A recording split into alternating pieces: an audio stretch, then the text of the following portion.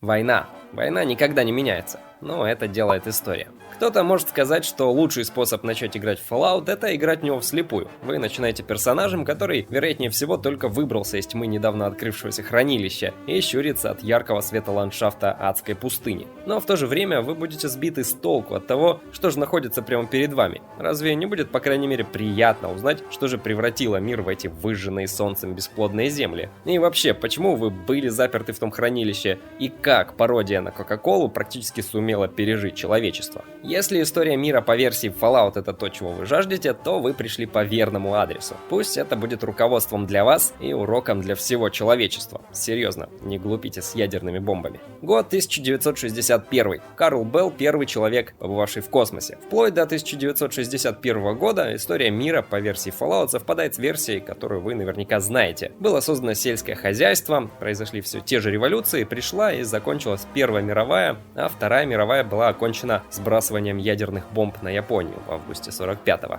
Первый настоящий знак сдвига временной линии случился в 1961 году. Полет в космос Карла Белла 5 мая. Делая его тем самым первым человеком, покинувшим земную атмосферу перед его же смертью при обратном вхождении. Это может звучать как минутка истории, которую вы забыли с урока в школе, но я уверяю вас, что это не так. Потому что Карл Белл никогда не существовал. Первым человеком в космосе был Гагарин. Но во временной линии Fallout его полет так и не случился. В дополнении, НАСА и Аполло-11, первый пилотируемый человеком спуск на Луну, тоже никогда не существовало. Их место заняли космическая администрация Соединенных Штатов и программа Доблестный-11. Именно они высадили человека на Луну. Год 1969. Соединенные Штаты делятся на 13 содружеств. Если Карл Белл — это грохот на железнодорожных путях времени, то раскол Соединенных Штатов — это мчащийся поезд, который прорывается через известную нам историю. В середине Холодной войны и Красной угрозы Штаты делают решительные шаги по защите себя от захвата коммунистами, что заканчивается расколом страны на 13 отдельных частей. Изначально это тактика перестройки. Раздел страны на регионы намного лучше послужит капитализму и, следовательно, будет намного меньше шансов поддаться угрозе коммунизма. Тем не менее, с ограниченными ресурсами в государственном федеральном хранилище между содружествами возникла внутренняя борьба по защите своих интересов. Так начинается практически целый век борьбы за внимание от высшей власти страны, которая только усиливается, когда начинают пересыхать хранилища нефти. 21 век, 2037 год. На рынок выходит линия роботов Mr. Handy.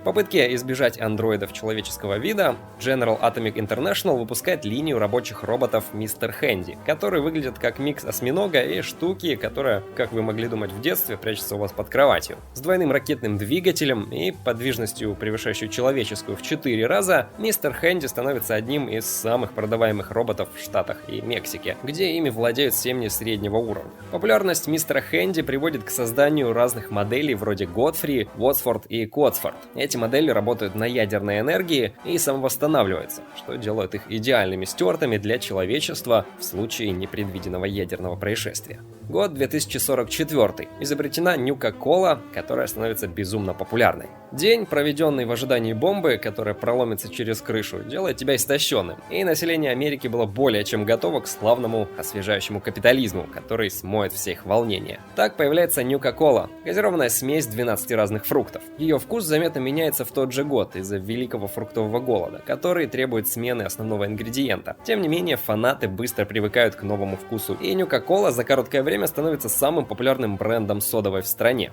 В течение 25 лет автомат по продаже Нюка-Колы можно будет найти буквально на каждом перекрестке улиц Америки. 2051 год. Соединенные Штаты вторгаются в Мексику, чтобы сохранить поставки нефти. Спустя почти 100 лет после того, как запасы нефти стали скудными, Америка делает решительные действия, игнорируя альтернативные виды энергии, и вторгается в Мексику. Спустя годы давления на своего южного соседа нарастить добычу нефти для удовлетворения постоянно растущего спроса, Штаты оккупируют Мексику под видом стабилизации ее правительства и предотвращения распространения загрязнения на американской земле. Не в состоянии сражаться с военной силой Штатов, Мексика в конечном итоге направила природные ресурсы через северную границу. Года 2052-2053. Начинается война за ресурсы. Все Соединенные Штаты находятся под карантином. Недостаток нефти, наконец, приводит к глобальной панике. Начинается война за ресурсы, и разные нации сражаются за то, что осталось. Европейское Содружество реагирует на уменьшение поставок нефти на Ближнем Востоке Востоке полномасштабным вторжением. Тель-Авив разрушен террористами, а регион дестабилизирует и начинаются локализованные ядерные удары небольшого размера. Объединенные Нации, не в состоянии контролировать изменчивую политическую ситуацию, полностью рушатся. Штаты начинают посягать на нейтральную Канаду, и никто не знает, что происходит в Австралии. В самом разгаре этой политической суматохи китайские шпионы проникают в военную лабораторию, которая находится в дамбе Гувера, и крадут образец вируса, известного как лимит-115. Ампулы с ним были вскрыты на общественной площади в Денвере, что приводит к распространению мутированного вируса под названием «Новая чума». В одном только Колорадо болезнь захватила 200 тысяч человек, и правительство требует национального карантина, советуя американцам воздержаться от общественных мероприятий. Год 2054. Волтек строит первое убежище и делает это по довольно скудным причинам. Как часть программы, названной «Операция убежища», правительство поручает компании Волтек построить 122 общественных убежища, чтобы защитить американцев в случае ядерной атаки. Оборудованные для поддержания населения на 900 лет, пока окружающий мир приходит в норму, большинство из них оснащены просторными жилыми кварталами, садами и водоочистными сооружениями. Но по мере того, как угроза ядерной войны уменьшается в сознании населения, некоторые убежища жертвуют системами жизнеобеспечения для постройки роскошных комнат, таких как бары с фортепиано или подземные охотничьи заповедники. К сожалению, в правительстве США не очень много доброжелательных филантропов, заинтересованных в безопасности гражданского населения. Скорее всего, убежище — это плацдарм для сложных социальных экспериментов, чтобы определить наилучший курс действий для высших субъектов. Например, членов правительства США и их потомков, позже известных как анклав. Результатом этого есть, например, то, что убежища спроектированы, чтобы разделить людей на кланы, или чтобы подвергнуть их воздействию радиации, или чтобы создать общество исключительно из детей, за которыми присматривает робоняня. Все убежища контролируются надзирателями, которые передают полученные данные непосредственно в штаб-квартиру анклав. 2059 год. Рождение первого настоящего искусственного интеллекта. До 2059 года мир был полон футуристическими суперкомпьютерами, а в этом году появился первый настоящий искусственный интеллект. Точная природа устройства неизвестна, так как записи его создания теряются в следующие годы. Но это, возможно, последняя модель в линии самообучающихся роботов ZAX, которые известны за такие достижения, как самосознание и мошенничество в шахматах, хотя и не обязательно в таком порядке. Конкретно это может быть даже Джон Генри Иден, самодельный блок ZAX, запрограммированный на хранение данных об истории Америки, который позже создал личность на основе бывших американских лидеров. Позже он становится самопровозглашенным президентом Соединенных Штатов. Это открытие ведет к усовершенствованию искусственного интеллекта для создания андроидов и живых компьютеров-помощников для ежедневного использования. Со временем некоторые становятся настолько реалистичными, что даже с самим андроидом становится сложно сказать, человек перед ним это или нет. 2060 год. Начинается европейская гражданская война. США и Китай расширяют военную экспансию. После выкачивания всех нефтяных запасов на Среднем Востоке и невосстанавливания достаточного количества топлива, чтобы удовлетворить спрос, европейское сообщество распускают. Оставшиеся скопления людей, представляющие национальные государства, сражаются за то, что когда-то было ресурсами коалиции. С одним глобальным регионом, заблокированным гражданской войной, и без каких-либо действий политиков СССР, Южной Америки, Африки или Австралии, Соединенные Штаты и Китайская Народная Республика без сопротивления продолжают расширять военные действия. Постоянно растущий спрос на нефть со стороны обеих стран только напрягает международную дипломатию. Год 2063. Начинаются учения по эвакуации в убежища, но их игнорируют.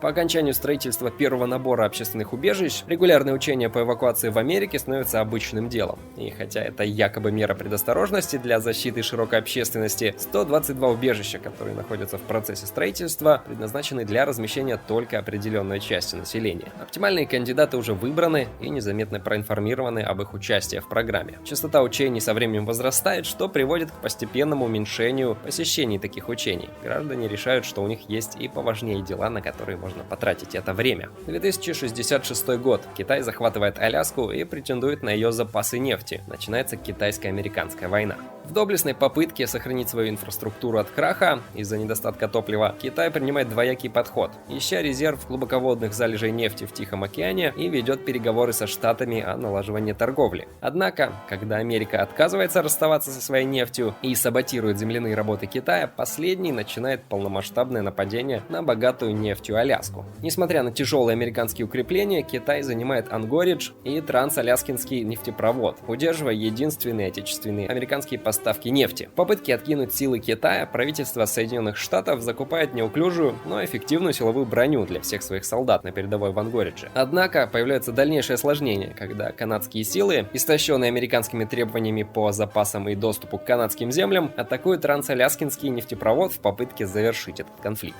Год 2072. Америка аннексирует Канаду. В рассчитанном маневре показать Канаде, что не следовало делать того, что она сделала, Штаты силой аннексируют своего северного соседа. Все гражданские права на недавно заявленных территориях приостановлены, а группы сопротивления казнены. Изображения военных преступлений Америки транслируют по всем штатам, стимулируя тем самым беспорядки и бунт. Оккупация продолжается до тех пор, пока истощенная без ресурсов и практически полностью побежденная Канада не уступают на требования Америки в аннексии. 2073 год. Для размещения анклав в случае ядерной войны построена нефтяная вышка Посейдон. Спустя 7 лет после саботирования работ Китая в Тихом океане и захватывая последний нетронутый запас нефти в мире, правительство США поручает топливному гиганту Посейдон Ойл строительство буровой установки. Установка также должна быть изолированной базой для операций Анклав, откуда они могут управлять убежищами и гарантированно пережить события ядерного удара. В то время как установка может быть также и убежищем, конечной целью Анклав является повторное заселение материка, или, в случае полного уничтожения пригодной для жизни окружающей среды, найти в бескрайних уголках космоса новую планету для колонизации. Для этого в 2076 году Анклав захватывает космический центр Блумфилд и завладевает космическим шаттлом Гермес-13, но по причине неумения правильным образом управлять кораблем от второй фазы отказываются.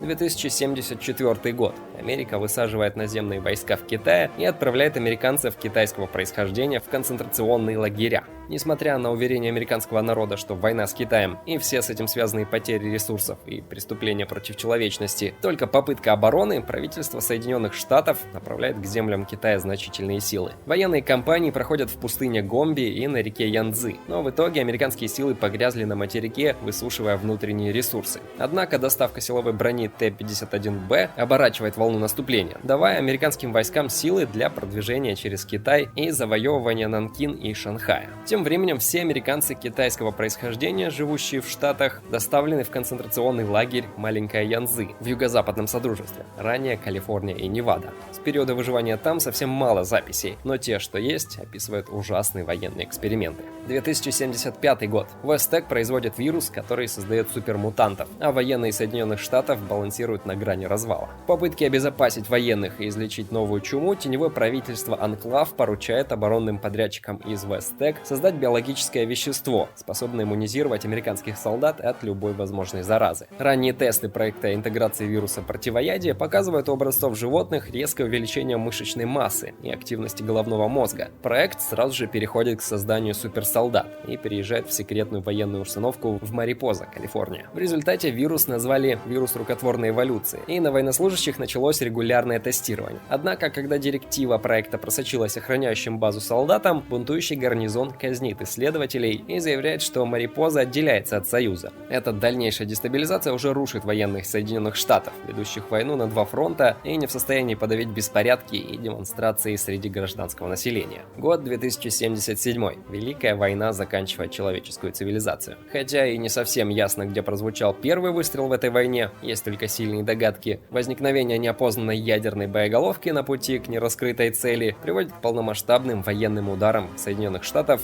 Китая и СССР, которые используют свою ядерную нагрузку одновременно. Двухчасовой залп настолько энергоинтенсивный, что это даже перекраивает географию Земли, изменяя движение ее тектонических плит, испаряя или отравляя водные ресурсы и изменяя климат планеты выбросами мусора в атмосферу. Человечество практически полностью уничтожено в этой, как ее позже будут называть, ядерной буре. В Америке многие жители думали, что сигнал воздушной тревоги другой, и не отреагировали на него вовремя. Убежища закрылись с несколькими из выбранных кандидатов внутри, а те, кто остался снаружи, погибли в результате хаоса или ужасно мутировали из-за радиации. В результате плохой готовности к реальным условиям ядерной угрозы в последующие десятилетия многие убежища были разрушены, человеческая цивилизация перестает существовать. Год 2161 и последующие. Выходец из убежища покидает убежище 13, чтобы найти замену для сломанного водного чипа. В 2241 году внук выходца из убежища путешествует через пустошь в поисках набора по созданию сада Эдема. В 2277 одинокий странник покидает убежище 101, и, возможно, в этот самый год единственный выживший выходит из убежища 111 с заданием восстановить то, что когда-то было Бостоном. Спустя 200 лет после того, как оно чуть не было уничтожено, вопреки всякой логике и ожиданий, человечество упорно продолжает жить. Если вам понравилось это видео, обязательно ставьте лайк, поделитесь им с друзьями и, конечно же, не забывайте подписаться на канал, чтобы узнавать о новых роликах самым первым.